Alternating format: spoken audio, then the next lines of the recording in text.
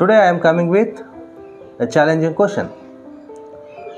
If we add 5 to 11, we get 4. How is it possible? మనం 5కి 11ని కలిపితే 4 వస్తుందంట. అది ఎలా సాధ్యం? మీకు తెలియకపోతే 5 సెకండ్స్ తర్వాత ఒక చిన్న క్లూ ఇస్తాను, ట్రై చేయండి.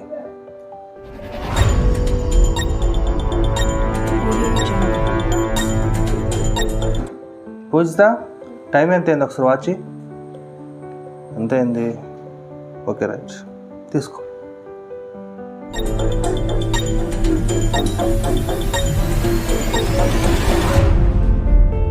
ఆన్సర్ ఏంటో చూద్దామా? We add 5 to 11. 5కి 11 యాడ్ చేస్తే 4 వస్తుందంట. అది ఎలా వస్తుందో ఒకసారి చూద్దాం.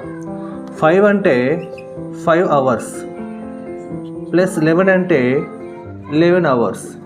5 hours-కి 11 hours యాడ్ చేస్తే ఎంత? 16 hours.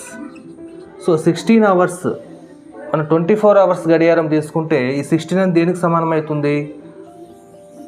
ఇక్కడ క్లాక్ తీసుకుంటే ఇందులో 12, 1, 2, 3, 4, 5, 6, 7, 8, 9, 10, 11. సో 12 తర్వాత ఎంత వస్తుంది? 13, 14, 15, 16, 17, 18 వస్తుంది కదా.